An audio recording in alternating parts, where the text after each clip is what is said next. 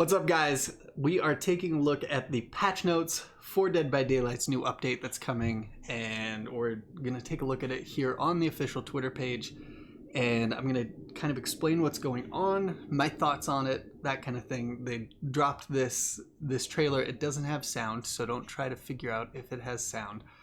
But yeah, let's take a look at the patch notes. So they tweeted... Nope, they did not. We gotta go to Leaks by Daylight, who tweeted the link to the thing. Okay, Leaks by Daylight. Patch notes. No, it wasn't them. Okay. No, Polly retweeted the link, and I could go find it, but it would, yeah. Okay. Check, make sure I'm not a robot. Here we go. New chapter, Unleash the Blight. An alchemist consumed by his research, ambition brought him to the entity's realm, but his hunger for power destroyed him. Mutated and mad, his power, blighted corruption, provides him with unnatural abilities to quickly pursue and ambush survivors. That's all we get on him as of right now. The PTB will be happening this afternoon, and we'll get all the details, but initially it sounds like he's gonna have the ambush piece. Like, he's gotta be another stealth killer, which is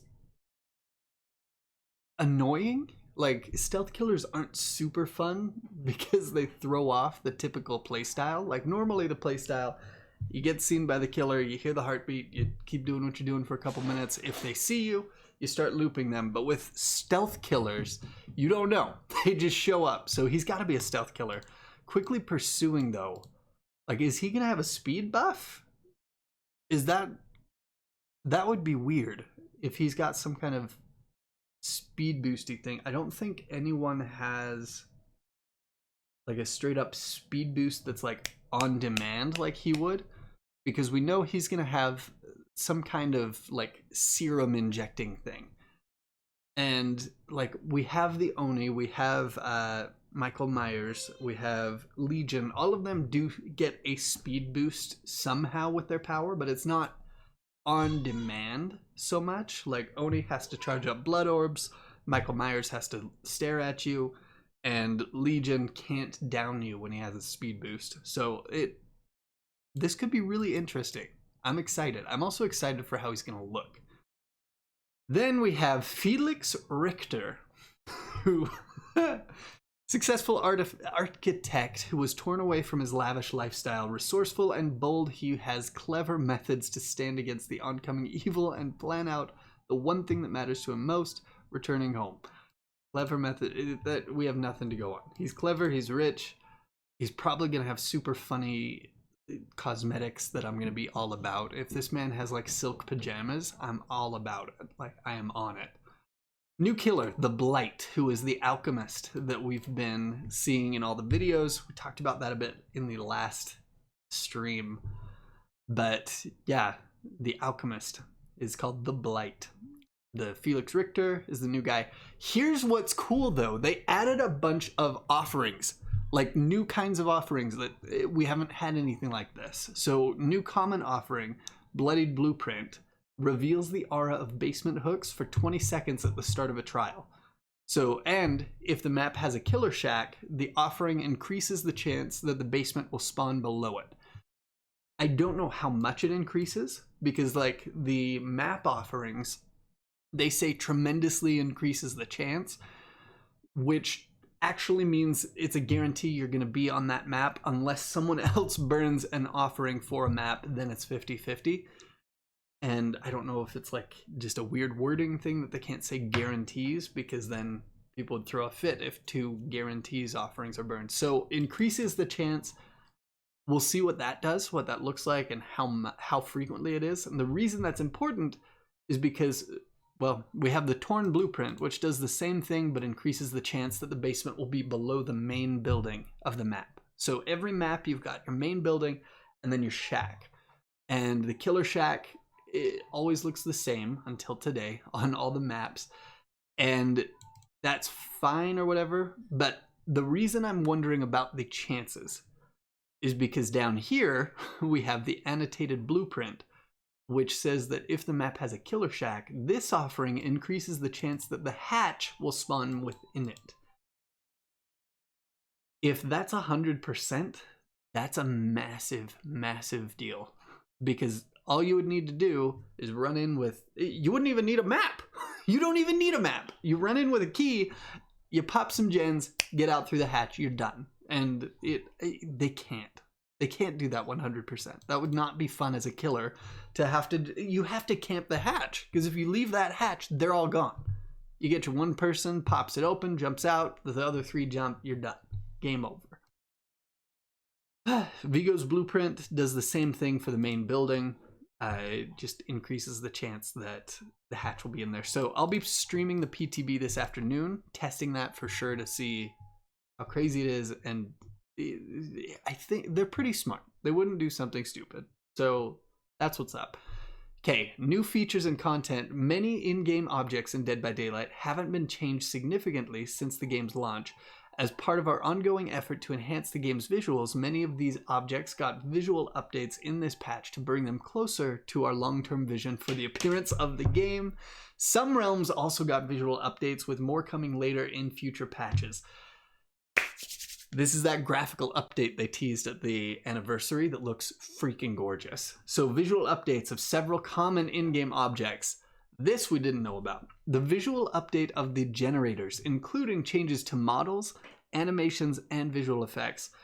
And the survivor repairing animations and visual effects were also updated. So gens and repairing gens will look completely different now. And I'm really, really excited to see what they did with that, how it looks and all that. Visual update of the palettes, including models and visual effects. No mention of animation, so that's probably the same. It just looks less Minecrafty and more, you know, like a palette. That'll be cool. Visual updates of the lockers, so those will look cool. I think we've seen those. They just look a little grittier. They're not as bright and cheery.